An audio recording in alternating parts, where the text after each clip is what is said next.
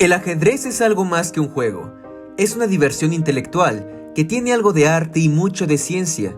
Es, además, un medio de acercamiento social e intelectual. José Raúl Capablanca. Novela escrita por el autor estadounidense Walter Tevis y publicada por primera vez en el año 1983, Gambito de Dama, o por su título original en inglés, The Queen's Gambit, es un texto que nos adentrará en el fantástico mundo del ajedrez. Nos hará vivir la emoción latente en los 64 escaques del tablero. Nos presentará personajes prodigiosos y nos transportará a situaciones difíciles, conmovedoras y angustiantes. La historia comienza con un trágico accidente.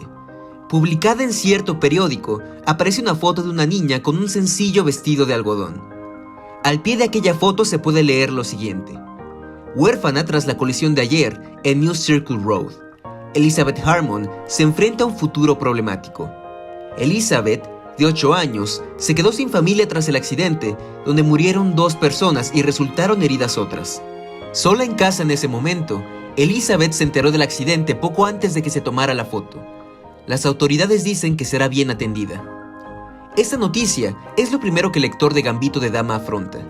En ese corto pero informativo párrafo, conocemos en un instante quién será la protagonista de este libro, la niña Elizabeth Harmon, quien en un momento se encuentra en una situación de orfandad y sin un futuro claro.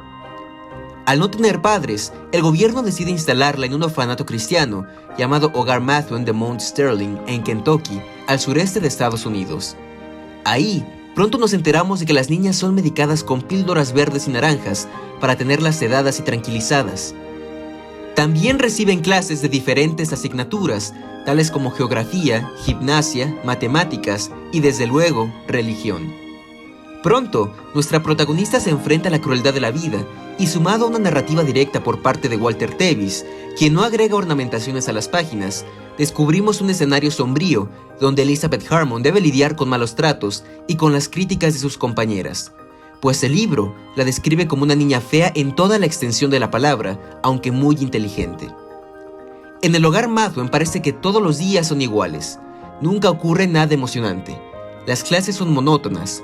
El ambiente es el mismo. Mientras van pasando los meses y atendemos el claro crecimiento de Elizabeth, también descubrimos que todas las niñas en el orfanato anhelan algún día ser adoptadas por una familia. Elizabeth no es la excepción. Pero pasan los días y parece que nunca será adoptada. Sin embargo, tiene el consuelo de una de sus amigas más cercanas, Jolene.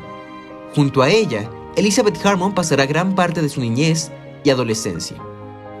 Cierto día, mientras Beth Harmon se encuentra en clase, la profesora le ordena dirigirse al sótano para limpiar el borrador lleno de tiza, acción que era considerada un privilegio al que Elizabeth accedía con cierta regularidad, pues era la mejor de toda su clase. Así pues, con el borrador en la mano, Elizabeth bajó al oscuro sótano. Allí se encontró con el bedel del hogar Methuen, un señor de edad avanzada llamado Shaibel. Beth lo encontró sentado en un taburete cerca de la caldera, contemplando con el ceño fruncido un tablero de damas de cuadros blancos y verdes que tenía delante. Pero donde deberían estar las damas, había figuras de plástico de formas curiosas. Algunas eran más grandes que otras. A pesar de que le pareció interesante la actividad que estaba realizando el bedel, Beth optó por no romper el silencio y continuar limpiando los borradores para salir lo más rápido posible de allí. Pero la curiosidad no desapareció. Los días pasaban en el orfanato y en medio de comidas sin sabor y lecciones aburridas, Beth Harmon pronto descubrió una de sus debilidades más abrumadoras. Era pésima para los deportes. Y es que no coordinaba bien sus extremidades y le temía a los juegos de pelota, especialmente al voleibol. Un martes, cuando transcurrían las lecciones de aritmética, Beth fue enviada de nuevo al sótano para limpiar los borradores. Lo cierto es que no le gustaba ir a ese lugar. Olía rancio y el señor Shaibel le daba miedo. Pero la curiosidad la mataba y quería saber más sobre aquel juego que analizaba con tanto interés. Así pues, se armó de valor. Se acercó a aquella figura imponente y le preguntó qué juego era ese. Con el ceño fruncido, el bedel parecía no querer contestar. La miró con cierto desprecio, pero finalmente dijo: se llama ajedrez. Beth Harmon se solía saltar las clases con regularidad. especialmente las de catecismo de los domingos, para bajar al sótano y contemplar al señor Shaibel analizar su juego de ajedrez. Ninguno de los dos decía nada. Él no le invitaba a jugar, y desde luego no le enseñaba, y ella no se atrevía a romper la concentración del bedel. De tal manera que así pasaba largas horas, parada junto a la mesa, esperando que el señor Shaibel pensara y súbitamente tocara una de aquellas piezas para realizar un movimiento sobre el tablero, y nuevamente sumergirse en una aguda reflexión. El hogar Mathwen era ciertamente un lugar lúgubre. Para contrarrestar ello, Beth Harmon aprendió a guardar los tranquilizantes para la noche. Así la ayudaban a dormir. Se metía la píldora oblonga en la boca cuando las autoridades del hospicio se la entregaban. Se la colocaba debajo de la lengua. Daba un sorbo al zumo de naranja de lata que venía con la píldora. Tragaba, y cuando pasaba el siguiente niño, se sacaba la píldora de la boca y se la metía en el bolsillo de la blusa. La píldora tenía una cobertura sólida y no se ablandaba en el tiempo que la tenía bajo la lengua. Un día, Beth Harmon juntó la valentía suficiente. Se acercó al bedel que seguía inmóvil en su mesa frente a su tablero de ajedrez y preguntó: ¿Quiere enseñarme? Pero no hubo ninguna respuesta, ni un solo movimiento de cabeza o de manos. Nada. Beth esperó unos minutos y rompió el silencio de nuevo. Quiero aprender a jugar ajedrez. Después de mover una de las piezas negras, el señor Shaibel finalmente habló. No juego con desconocidos, dijo. 2 días más tarde, Beth regresó y afirmó que no era una desconocida.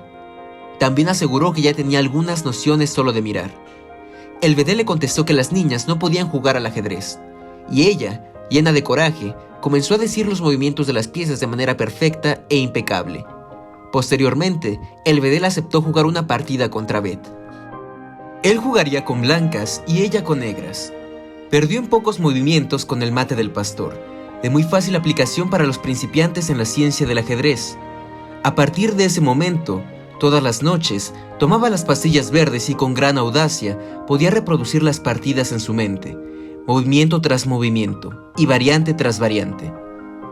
Para el siguiente domingo, Beth ya había aprendido a bloquear el mate al pastor, pero no era suficiente, pues el bedel tenía múltiples amenazas sobre el tablero, culminando así con la captura de la dama. Beth quería seguir la partida, pero el señor Shaibel la detuvo y le dijo que ahora debía retirarse, abandonar el juego, pues con una desventaja tan clara no se podía continuar. En lo sucesivo, ambos siguieron jugando hasta que un día, Beth dijo fríamente: jaque mate. Había derrotado al bedel, y un gran conocedor del juego de reyes, tomó la decisión de enseñarle el sistema de notación del ajedrez, fundamental para poder reproducir partidas y estudiarlas. Cuando hubo aprendido aquel sistema de anotaciones, el bedel le hizo un regalo a Beth Harmon, un libro llamado Aperturas Modernas de Ajedrez. A partir de aquí su potencial se disparó. El señor Shaibel llevó a uno de los miembros más fuertes de su club de ajedrez para tratar de vencer a Beth, en una partida amistosa, pero fracasó en aquel intento. Luego ambos jugaron al mismo tiempo contra ella y tampoco consiguieron derrotarla. Con el paso de las páginas, vemos cómo es que Beth obtiene un premio especial del orfanato para asistir a una exhibición de partidas simultáneas contra un club de ajedrez de una escuela. Como era de esperarse, venció a todos con una facilidad sorprendente. Sin embargo, cierto día, en el hogar Mathwen dejaron de medicar a los niños bajo órdenes del gobierno, pues tenía daños nocivos para su salud. Beth Harmon ya era dependiente de estas pastillas y no podía dejar de consumirlas. Así que su estado nervioso y mental se alteró, hasta que un día no pudo más. Acudió a la farmacia del hospicio, decidida a robar todas las pastillas verdes. Fue sorprendida en el acto y decidió ingerir la máxima cantidad de tranquilizantes posibles. Después perdió el conocimiento. Le realizaron un lavado de estómago y le fue prohibido jugar ajedrez durante mucho tiempo. La magia se había acabado. La esencia del libro de Gambito de Dama es observar el desarrollo del personaje de Beth Harmon. Desde luego, hay una gran cantidad de información que no mencionamos aquí para no arruinar ninguna experiencia lectora. Sin embargo, es importante mencionar que con el paso de las páginas, Beth va ascendiendo a las grandes ligas del ajedrez. Acude a torneos de la más alta gama. Se convierte en campeona de Kentucky. Se enfrenta al campeón de Estados Unidos y finalmente aspira a vencer a la máxima potencia en el mundo del deporte ajedrecístico, la ya extinta Unión Soviética. Gambito de Dama es en toda la extensión de la palabra una novela americana, y a varias décadas de su publicación se ha convertido en un libro de culto para ajedrecistas y en general para cualquier persona que disfruta de una buena novela. Este libro, desde luego, no contiene información relevante para aprender a jugar ajedrez, pero definitivamente es una fuente de inspiración para aquellos que desean adentrarse en el apasionante deporte de reyes. Si el espectador desea aprender a jugar, existe una gran variedad de literatura ajedrecística a la que puede aproximarse, como es el caso del Tratado General de Ajedrez, escrito por el argentino Roberto Grau. Aunque todos los días la base de datos ajedrecística se actualiza y se encuentran partidas memorables.